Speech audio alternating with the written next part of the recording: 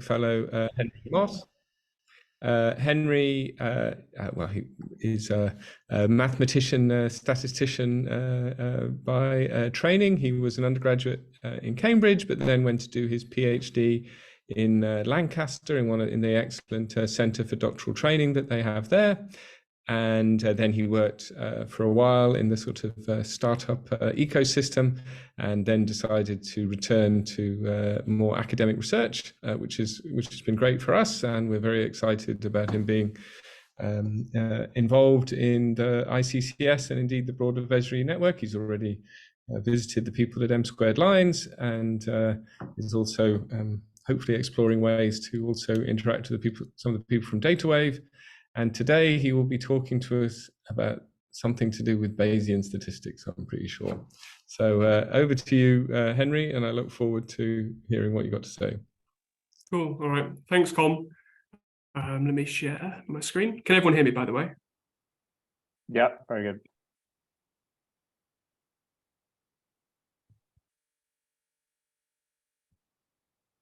Is that working okay? Yep. Cool. All right. Thanks. Yeah. So as Com said, I'm pretty new to the job. So I've spent the last couple of years working in a tech startup doing machine learning in industry, and I'm kind of recently taken up this role of looking at climate science. And the goal here is to develop new machine learning methodology to support climate science researchers.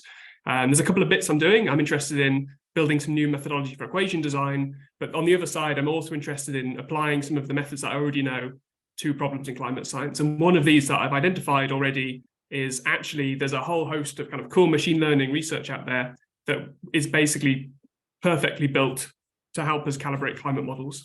And I can see that there's something similar being developed in the climate literature, but I want to try and take this opportunity to show you how they're kind of basically the same thing.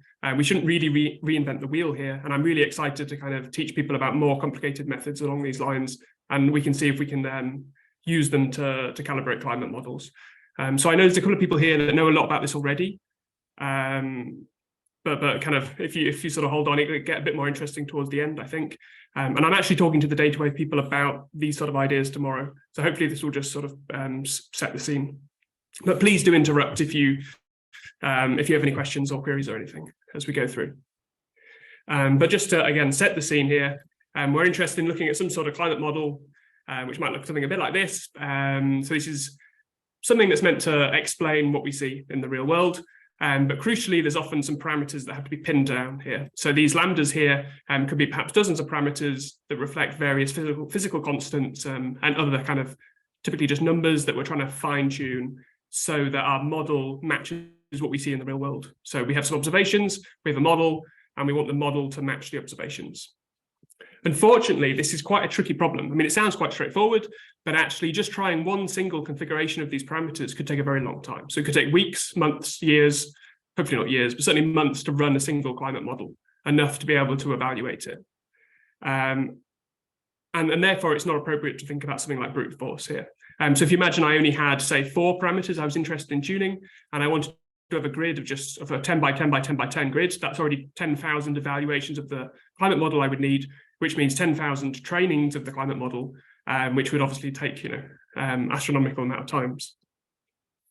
So I'm just going to say this here. The words here probably won't make much sense at this point in the talk, but I just want to stress that this is actually a black box, high-cost optimization problem. But we're going to come full circle and we're going to revisit this towards the end. And before we get there, I'm going to introduce a couple of quite high-level concepts from machine learning, the first of which is something called active learning. So this is where we are able to collect data that we then use to train a model.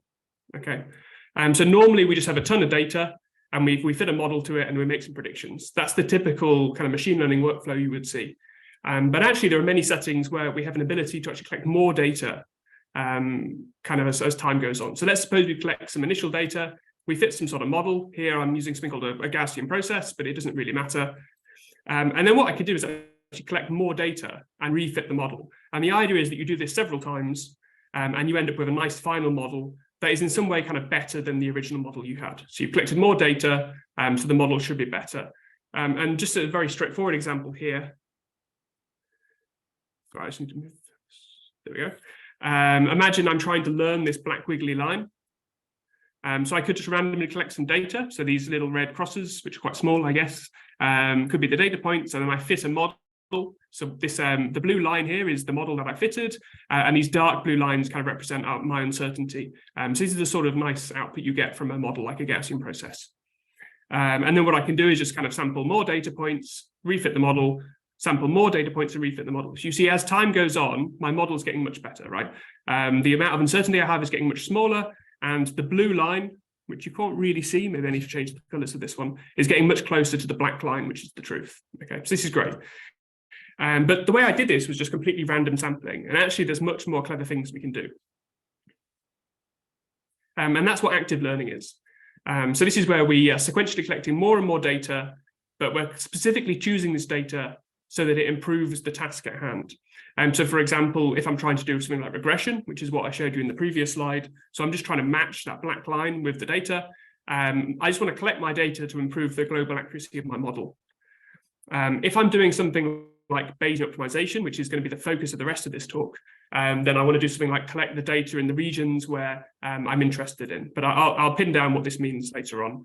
But my final example here is if you imagine you're trying to do some sort of classification task, or maybe predicting a threshold, then what you really want to do is, if you're trying to pin down where a classification boundary is, what you want to do is choose your next lot of data to be close to that threshold. And this is a very classic active learning setting. Here is an example. Imagine we have this is a test data set here. So we're trying to be able to predict, given a location in Nigeria, whether the malaria rate is above a certain threshold. And that's what I plotted here. So yellow is above and purple is below. Imagine I make evaluations at these red dots. So I go out and I measure the rates, and then I can fit a model to those red dots. And I've plotted the predictions from this model as the background.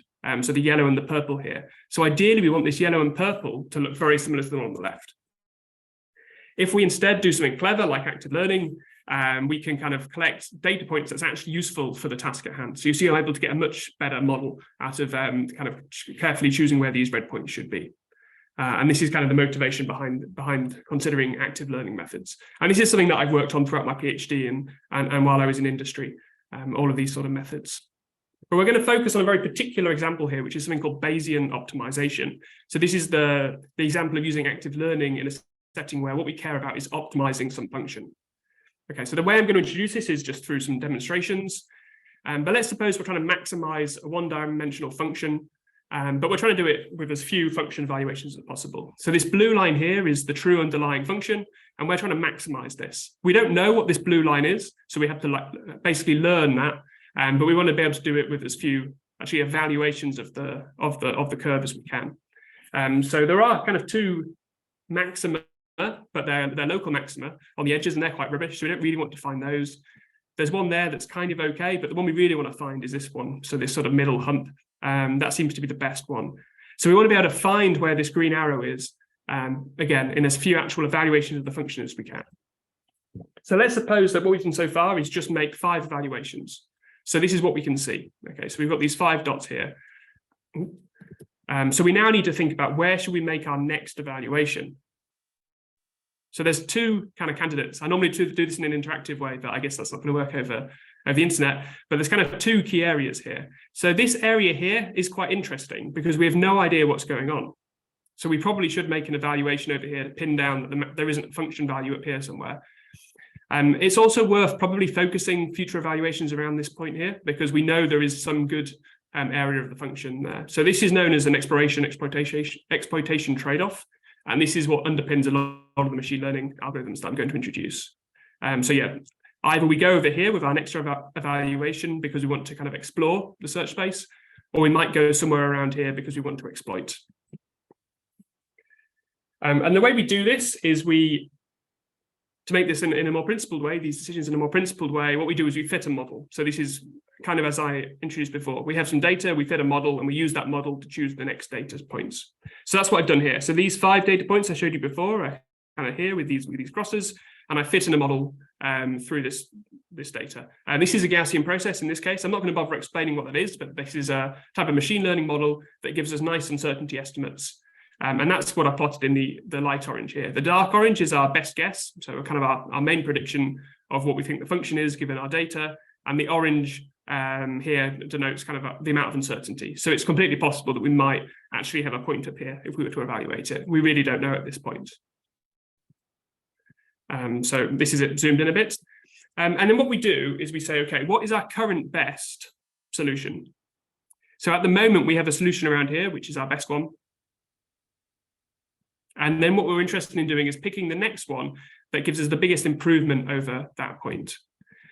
So I'm writing this here as basically what we're interested in is looking at how much of this uncertainty is above the threshold for the current point and the current best point. Okay, so these red lines here. And what you do is you just kind of average over the width of these red lines, and I've plotted that beneath here. So this red function here is basically encapsulating how much uncertainty do I have above where I think the best solution is at the moment. So this is telling me if I was to make an evaluation here, for example, what's the expected amount of improvement I might get over my current solution. So this is what's going to drive our search. This is what's going to drive our optimization. We're going to use our model to tell us how much an improvement we think we could get if we're going to make an evaluation here. And that's what this red function is doing here. It's just this the integral over these red arrows. And the crucial thing here is that actually calculating this red function is super cheap. You just need to be able to make predictions from your model. You don't need to evaluate the original function at all. So what we do in an automated fashion is that we actually just now maximize this red curve to choose our next location. So this feels a bit abstract, so I'm just going to go through a concrete example here. But then after this, we can go back to the climate science stuff. So here, we're now going to look at a problem that's a minimization problem. So let's suppose we're trying to find the minimum of this black curve. And all we actually have seen so far are these green dots. Okay, so we don't know the black curve, but this is what we're trying to minimize.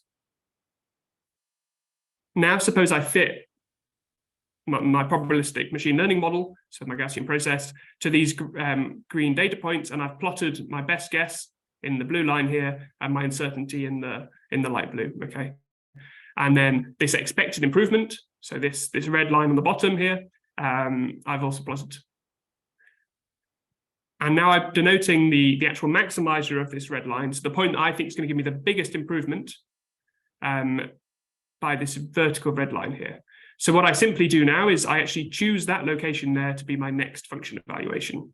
So that, again, this is the point that gives me the largest expected improvement over my current best solution that I found so far. Okay, so that's what I do. I made an evaluation here. Now I've updated my model to include the new data point. So you see that my model's updated. It's got more confident in this area.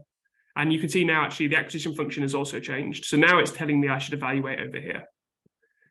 Okay, and I can proceed like that. So you see now it's telling me to go back over here because it's possible that, it's possible that the minimum could actually be in this area because we don't really know what's going on. And you see we proceed like that. And the crucial thing here is that we've been able to find the minimum of this function without having to very coarsely cover the whole function. So if you see, we very much focus our evaluations around the minimum here, which is a really, really nice property. So that means our optimization was super efficient. We've not wasted loads of evaluations in this area of the space. We have given it a very coarse coverage of the space just to make sure we're not missing anything, but we're not really wasting resources. And this is the key why methods like Bayesian optimization can be super efficient. And just as another example now, let's go into a two-dimensional case. So let's suppose we're trying to minimize this function. It's called the 6-hump camel function because if you zoom in, you see there are 6 humps. But crucially, there's loads of different minima here. So if we were going to use some sort of local search like gradient-based optimization, we'd probably fail to converge. But luckily, something like Bayesian optimization is able to do a full global search of the space. So this is just a 2D representation of the plot on the slide before. On the left, we've got Bayesian optimization, which you see it's kind of coarsely covering most of the search space, but it's able to really focus evaluations in the two kind of prominent modes. Whereas something like gradient descent just goes flying off to one of these kind of local optima here. So it's not really suitable in this problem at all. And as my third and final example here, so I've applied Bayesian optimization to the minimization of the function in the background here. So this green and blue is denoting the value of the function. So what we're interested in is finding all the areas of the search space where the background function is very dark blue, essentially. And you see that's exactly what Bayesian optimization is able to do here. So we're focusing most of our resources in the areas of the space where we've got very, very small values, which is perfect. And we've not wasted too many resources kind of making sure that we're not missing a minima in these other areas of the space. So this is kind of a really reassuring coverage of the space. It's very efficient, and this is exactly what we want from an optimization procedure. So just to summarize a few of kind of the key properties of Bayesian optimization, basically it performs global optimization, which is what I've shown you in the previous slides. So it's not going to get stuck in a local optima. It's going to actually find, hopefully, the global optima, which is what you often want. It's very good when you have a very kind of limited evaluation budget. So this is typically comes up when you have a very expensive objective function. So if you imagine evaluating your objective function, so the function we're trying to minimize or maximize takes weeks, months, years, then you can only maybe do 10 or 100 evaluations of the function. So Bayesian optimization is perfect for those settings. Some examples of those here might be if you're trying to optimize a car engine. So you've got lots of different sort of configurations of the engine, where various parts go, things like that. It might take minutes to hours to actually simulate the performance of that particular engine. So you can only ever really get away with trying maybe 100 different configurations of the engines. And you can kind of keep going down this list. To at the bottom, you could imagine that you're trying to design like a new wind turbine blade. So maybe it takes a month for them to make the blade. So in reality, you probably get maybe 3 or 4 goes at designing the wind turbine blade. So you need to have a very kind of resource efficient optimization strategy if you're trying to design a wind turbine blade that satisfies some sort of property in the real world. The other nice property here as well is that we've never needed gradients, and we're also fine if we get very noisy observations of the objective function. So these two properties kind of come together, and it's known as black box optimization. So if you don't really need to get too much signal from the function you're trying to optimize, then it can be called this black box problem. And the key here is that we're not just brute forcing the solution to this optimization problem by just making tons of evaluations. What we're doing is we're building a very clever setup where we have a model that is able to drive our search into these kind of promising areas. And there's so many kind of cool things that people have done with Bayesian optimization. So basically AlphaGo wasn't working very well until they used Bayesian optimization to fine-tune a lot of the algorithmic parameters. I've done some work on fine-tuning Amazon Alexa using Bayesian optimization. I've also done some work where we've used Bayesian optimization to help find and design new molecules and genes. Someone else has done some cool stuff, which is optimizing cosmology emulators. I mentioned that because that's quite close to the climate setting, but we'll get to that in a second. And as I said, in my old job, we were fine-tuning electric car engines using this sort of technology. And if anyone's interested, there's a really good book on this that's come out quite recently. So returning back to kind of the original premise, we're interested in this problem of climate model calibration. So this is just where we're trying to essentially just optimize a function. So we've got some inputs, which are the parameters to the climate model. And what we're trying to do is find the values of those inputs that gives us the maximum value of some metric. And these metrics are typically to do with how closely do the output of the climate model lie with respect to some true observations. An interesting point here is that the climate models are very expensive. They take kind of weeks, months to run. And so you can only really get away with doing a kind of tens or maybe hundreds if you've got parallel resources of these evaluations. And we also don't really have any gradients. It'd be very, very tricky, I think, to backpropagate through all of these models. Some of them, well, I think actually most of them have got kind of quite large foreground components and things like that. So I think all we can assume that we get is just an evaluation of the model performance. So when we put all of these things together, we have a black box kind of resource constrained function maximization problem, which is exactly what we started with. So this is exactly the perfect problem for Bayesian optimization. And actually, that Bayesian optimization is kind of what people have been doing, but they've called it something else. So there's this idea of history matching, which is kind of the broad name for these methods. And this is just where, you fine tune your model parameters so that the output from your model kind of matches what you saw in historically, so real data essentially. And there's this sort of pipeline that looks a bit like this, and it's basically the same as Bayesian optimization. So you start with some initial evaluations of the parameters and see how well they perform.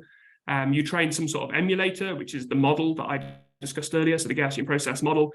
And then you use that model to choose what other evaluations to make downstream. And there's a slight kind of difference here in terms of often you're interested in, rather than finding the very, very, very best model, so the model that perfectly matches the data historically, you're actually just interested in finding kind of parameters that lead to models that are just kind of realistic. It would be silly to completely overfit to the historical data. So there's this extra like complexity here that I'm not going to go into, where you have a slightly different objective here. But the actual Bayesian optimization methodology could be applied. And that's kind of the point of this talk. But I'm going to quickly go through kind of one of the examples. So this is based on what Rob presented at the Climate Informatics. But there's a kind of a simple technique called iterative refocusing. So let's suppose that we're trying to explore a design space of 2 parameters. So we're trying to work out which values these 2 parameters should take so that the resulting climate model is as good as possible. So let's suppose I'd make evaluations at these 9 points. So this is a grid. So suppose that on the x-axis, we have 1 parameter, and these are its values. And on the y-axis, we have the other one. What we then do is we make all of these 9 evaluations, and then we fit a Gaussian process model, and we use that to predict the implausibility. So how implausible is it that the true data came from the model that has these parameters? Okay, and then you use that to kind of extrapolate through the space, and you end up with something that looks a bit like this. So here, anything that's green means that it's kind of possible, it's plausible essentially. So that means on my next set of configurations that I'm going to try, I'm going to focus them in the green area. So what you then do is you sample your next 9 points from the green area. You then collect some more data, you update your model, and you proceed like that. So you see that we're kind of iteratively refocusing our search strategy into more promising areas, and we're able to kind of hopefully efficiently cut down the search space by doing something that looks a bit like this. So kind of I'm nearly done here, but the point I wanted to make was that history matching is a perfect fit for Bayesian optimization. And Bayesian optimization is a huge area in machine learning, and there's loads and loads of people working on it. If you go to one of the big machine learning conferences, there'll be whole streams of people working on Bayesian optimization and active learning. So actually, we should try pulling in lots of the kind of the new techniques that are coming out of Bayesian optimization directly into this kind of climate model calibration problem. Okay, so I'm going to go through a couple of examples of them here now very quickly, but I'm more than happy to talk kind of in depth on any of these topics. I could do a whole presentation on each of them, but I didn't want to. But do let me know. So one thing I think that's very interesting is that we have loads of quite powerful Bayesian optimization frameworks now where we can optimize over hundreds, if not thousands, of inputs. Whereas certainly the algorithm I presented before, this kind of existing history matching based approach, I can't see that working very well for kind of more than 4 inputs at a push. It would depend a little bit on the problem at hand, but it certainly won't scale. If you were in a 10-dimensional space, kind of random sampling, even if it's random sampling in a specific area, is likely to be a very poor solution.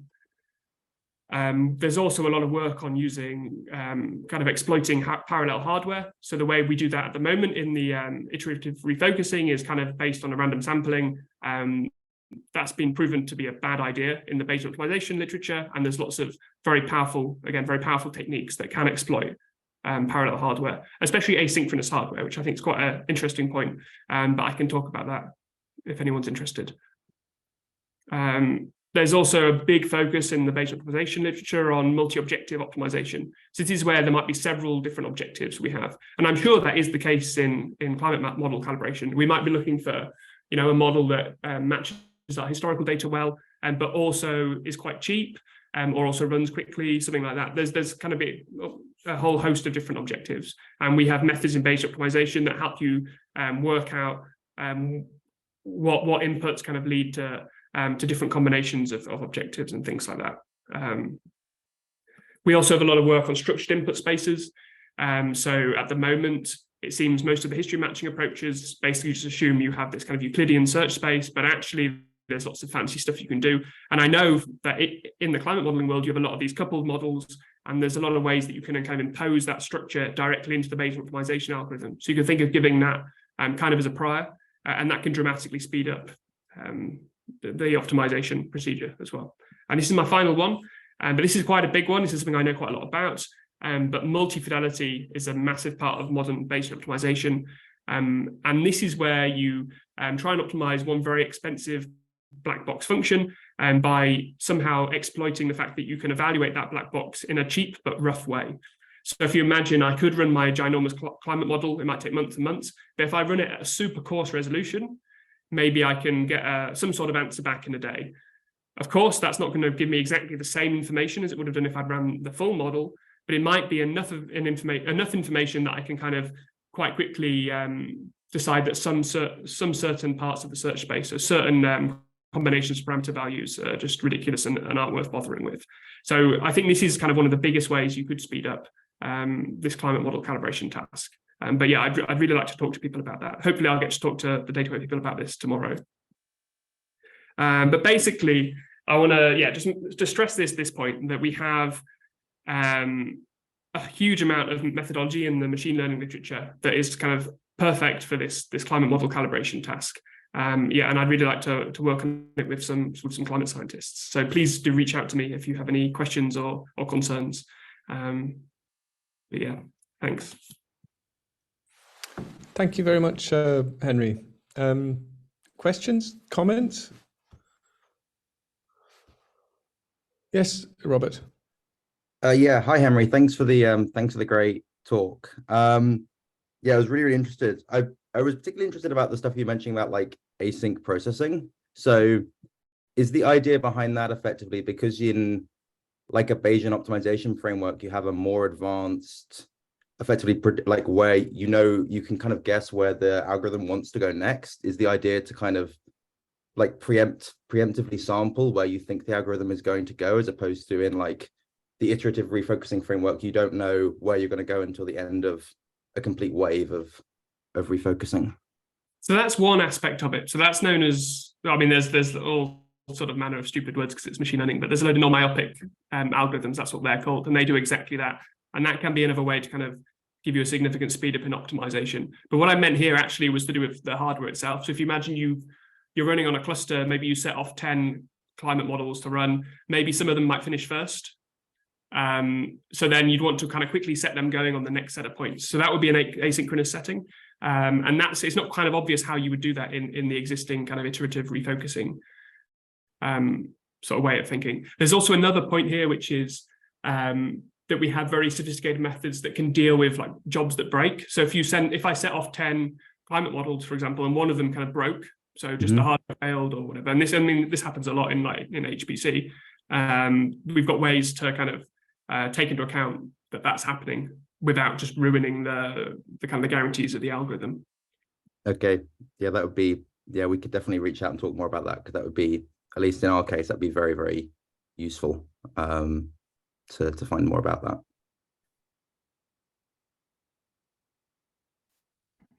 Okay, thank you. Ivo. Yeah, so on one of the earlier slides, in the earlier examples you showed a red band with nice sharp edges. But I think these Bayesian methods usually output probability functions. So what is the edge? Is there some definition like 2 times the standard deviation, or? This is, yeah, I took this from Ridwan's paper. I think he's in the call, but I think it's just this here. So this, I guess it's just his definition of implausibility. So I guess it's based on 3 sigmas. But this is kind of a I would say this is like a climate model calibration specific thing, this notion of implausibility. It's not something we normally bother with in the optimization world. Typically, we're kind of just trying to maximize kind of the function exactly. So trying to find the very best solution. You might try and find the very best solution that gave you kind of interesting inputs as well. But this idea of kind of just finding things that are roughly good is an interesting idea. It's something that I would like to think a bit more about in the Bayesian optimization world. But I think it's just this. Okay. Thank you.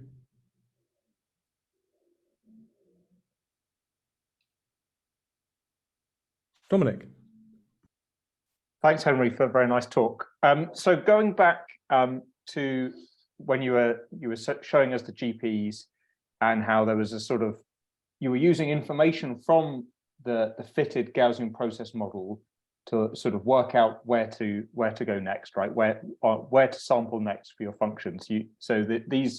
These little red arrows jumping up above the line. So this is the expected improvement. So it's information that you get from the GP, right? from the Sure, Gaussian yeah. process. Yeah. So I just wondered to what extent that there is a kind of way of describing Bayesian optimization problems that is kind of parameterized on this structure here about like where does this extra information come from about expected improvement? Because I can imagine like a whole host of different sources of information about expected improvement that might come from other things, like other proxies or other like data sets, even like, I don't know, thinking about sort of reanalysis data sets or you know, something that guides you and says, well, okay, this is what you had so far, but you know, you should look over here instead. Is that some way in that people think about these things? So it's sort of a little bit more, you know, your description sounded a bit specialized to Gaussian processes, and I wanted to do the kind of mathematician computer science thing of like, what's the general structure of this thing? Sure, yeah. So I mean, the expect improvement is a super general kind of idea. It's just saying I'm going to make the next evaluation in the place that I think will improve the most over where I've already been. The way you calculate that in practice, you need to have access to some sort of model. Here, I've chosen a Gaussian process, but I mean, you could use kind of any sort of machine learning model if you wanted to. It just has to be able to produce uncertainty estimates. So it has to be some sort of Bayesian machine learning model, or like an ensemble of deterministic models, I guess. But that doesn't seem to work as well when we've tried it. But this is kind of independent of the task at hand, right? I've just chosen, like I'm collecting data from the real function, and I'm just using a Gaussian process here to model it, because we know that typically works quite well. But a lot of the recent research and a lot of the things I kind of stressed towards the end in that quite probably unhelpful grid, a lot of the solutions on the right here are actually to do with using fancier models. So the way you can get away with the high dimension optimization, for example, is by using a slightly fancier model. And same for the multi-objective and things like that. But you mentioned something about if you had kind of different data sources, and that's this multi-fidelity kind of idea on the bottom. So that might be a way that there are cheap ways to evaluate my model that gives me some different data set. I might as well collect that while I'm at it. Can I use that information to help drive the search? And in those situations, you have to think a lot harder about what expected improvement means. So maybe that's what you were referring to. And you know, you can get kind of orders of magnitude, maybe 2 orders of magnitude speed up in certain problems. There's been a lot of success if you imagine you're trying to fine-tune a neural network architecture. So it might take, you know, a month to train your neural network. But actually, if you stop it after a day, you've kind of got a good idea about how good it could get. So you kind of stopped it early on the learning curve. And you're just using that information, you can throw out a lot of candidate architectures. And then that just means you don't have to run those for a month. So that's how you get really, really, really fast optimization. And I think we could do exactly the same thing here, either just in terms of how long we leave it to these systems to reach steady state, or run them on coarser resolutions, or include other types of input. There's also another kind of row here that I didn't talk about, but this is human in the loop Bayesian optimization. So this is quite an active area at the moment, where you're trying to optimize a system, but we don't have a real clear idea about what the objective should be. So this is where we're trying to basically recommend, we'll maybe evaluate a few different parameters and ask a human for their opinion on kind of which one is better than the other one using certain guides, and then we'll use that to then drive the search. So that can be helpful in settings where we don't really know what we want. And actually, to be honest, like based on using this implausibility thing, like I kind of feel like we are in that setting in the climate world as well. Like this isn't a particularly clear objective function. So it'd be interesting to see if those ideas can be applied as well. Great, thank you. Yeah, that definitely helps me understand the sort of the structure of the technique as well. Thank you. Aditi. Yeah, thanks for that nice overview. I guess we're going to talk tomorrow, so maybe this is kind of specific, but Laura's been playing around with ensemble Kalman inversion, and I guess we're trying to figure out ways of understanding which of the two is less expensive. So my gut would be, I think Bayesian optimization set up in the right way would be faster because it is largely deterministic. We can talk about this more in depth tomorrow, but the Kalman filter approach and also the iterative refocusing, there's a huge amount of stochasticity involved here. We're just sampling stuff. And there's no way that even moderate dimensions, that's the optimal thing to do. You should always kind of optimize things. So like in Bayesian optimization, we're making the very best decision we could given the information we have. Whereas in these sampling approaches, you're kind of sampling around good decisions. So hopefully you'll make a good decision, but you might not. And that kind of difference really blows up when you get into, say, 5, 10 dimensions, which is where we really want to be with these problems, if not higher. But I've never compared kind of directly against these Kalman approaches. They don't seem to really exist outside of the, in the broader Bayes op literature, but I'm interested to learn more. But my gut feeling would be that the Bayesian optimization framework, which is kind of so well defined and so well researched, must work in these problems. And especially because it can support all of these different things. And it's very unclear to me how you would deal with multiple objectives or structured inputs or multi-fidelity stuff in these kind of existing approaches that we use in climate calibration. Okay, thanks. Hopefully we can talk in detail.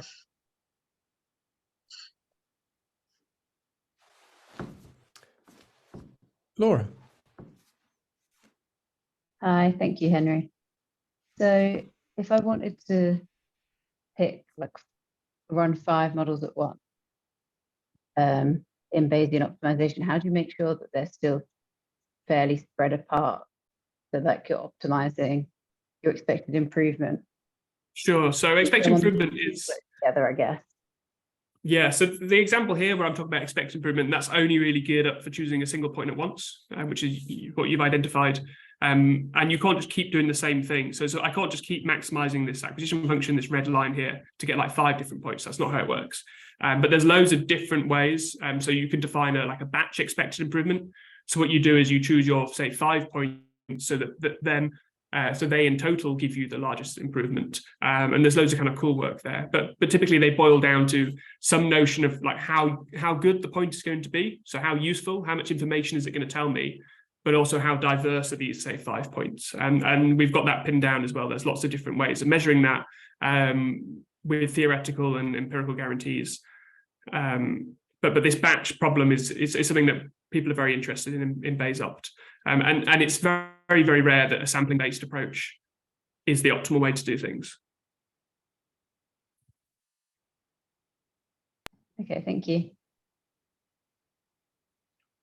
Oh, Dominic, that was a possible hand from you, was it, Dominic? Yeah, no, so I had a question, but this is essentially been answered by what was just said. So I was kind of wondering about if you have sort of multiple points that have basically, have the same expected improvement and what you're doing there. But yeah, you could look at all of them, right, and take a batch approach. Yeah, so if you looked at this plot here, like actually what we're saying is that there's a point here that's pretty good, there's a point here that's pretty good, there's a point here, there's a point here. So there are ways, if you want to, of kind of picking several points where you take one and then you kind of discard anything that's close to it and so on. But they're the more hacky approaches. There are more principled, more effective ways of doing things if you just define the right objective. So I want to pick 5 points that give me the largest improvement between all of them, for example. But it's a little bit more involved mathematically, but there's loads and loads of decent software packages that can do all this stuff. Simon. Yeah, so how would the method cope with some sort of pathological function, say on this slide, if the true objective function was just flat in this region of space? Would the method keep trying to find some minima inside the space, or would it be able to say, let's go outside to plus or minus infinity or whatever it might be? So there is work about if you've got your search space poorly defined, it can look outside, but I've never been particularly compelled by that. I think as a user, you should be able to specify there might be very coarse bounds, but just bounds nonetheless that tell you the minimum is definitely somewhere in these allowed bounds for my inputs. There are very many pathological functions that Bayes op would kind of suck. So as you said, imagine you had a completely flat line, or a completely flat line with one tiny kind of minimum that basically is a tiny basin of attraction, then any optimization algorithm is going to be rubbish, and Bayes optimization will also be rubbish, but it will collapse back down to some sort of random search-like behavior. But the key here really, and that's what happens in our Gaussian process, is that we're saying we think the function is quite smooth, and that's how we're able to make these predictions. So this blue line here, and that's really kind of very important here. So by assuming that the function is quite smooth, we're able to have efficient optimization. So you need to be able to do those two things. This notion of smoothness isn't a particularly restrictive assumption. Like pretty much all optimization problems you can in the real world have at least some degree of smoothness. Otherwise, they're kind of poorly defined in some way. But that's what's going on here. So we are assuming there's some sort of smoothness. So, for example, if our function was just kind of completely jerky, so like a white noise process or something, then again, we completely fail to optimize it. So that's the other pathological example. You might have a flat line, or you might have like a white noise process. Both of those are not things that are optimizable by any means. Well, I was going to sort of a follow-up question. I think you may have touched on it. Say in the flatline case, would BO be able to say, you've chosen the region of space incorrectly here, and sort of give up, or would it? You know, is there some measure that it would say none of these are any good? Stop it. Yeah. So you can look at. So, for example, this expected improvement here. This is telling me, you know, how much information am I going to get essentially by making another evaluation? At some point, that's going to get very small. And in this setting where you have a flat line, we've probably been able to pin down that it's a flat line after not too many evaluations, and we'll be able to say, okay, we're not getting any more information out of this process. We should probably stop. So I guess that's the sort of mechanism that you're referring to. But typically, I think you know it's not trivial to apply these sort of methods. So they're typically the people that are applying them are people that have thought about the problem at hand, and they typically know that there is something that has a minimum in it. I think I've not seen too many of these like poorly defined problems. Because yeah, it is quite tricky to implement some of these things. But there are lots of toolboxes and things, and I can assist. Yes. Great, Robert again. Yeah, just kind of one last final, I guess, thought. Obviously, like and this is kind of related to the talk I gave in Cambridge. Like in the case of climate models, often what we're looking to do is not necessarily like our observations are drawn from some distribution. They're not following like an exact functional form deep down. So is there a way in this kind of Bayesian optimization framework to kind of calibrate for a whole distribution of just including like, you know, like not just like the mean observational value, but also like the variance and all the statistical moments, which I guess in theory is like a infinite dimensional problem. I don't know how one could approach that from a Bayesian optimization approach. So it all boils down to the choice of model that you use and the information you give it. So there's certainly, it's relatively straightforward to include extra information. So suppose I'm making a particular evaluation and I get, say, a noisy response back. That's fine. We can have a model that allows for that. We could also imagine a setting where you make an evaluation and then you get a noisy response back, but you also get told something about kind of how much noise there is or things like that. You can also build a model that does that. You don't need to assume anything about Gaussian noise either. We've done a lot of work where we have kind of very strange noise distributions, and we're able to get around that as well. But if you got a whole distribution back, there are different types of models. We're getting quite kind of mathematical at this point, but you can define these models over probability distributions as well. I've not bothered trying to explain that here, but that's certainly something you can do that again is kind of supported by these sort of frameworks. So it's very, very general, these ideas. You have some sort of model, and then you have some sort of way of deciding how useful another evaluation is with respect to that model. And there are kind of, you know, thousands of different ways that you can extend the model to do weird stuff.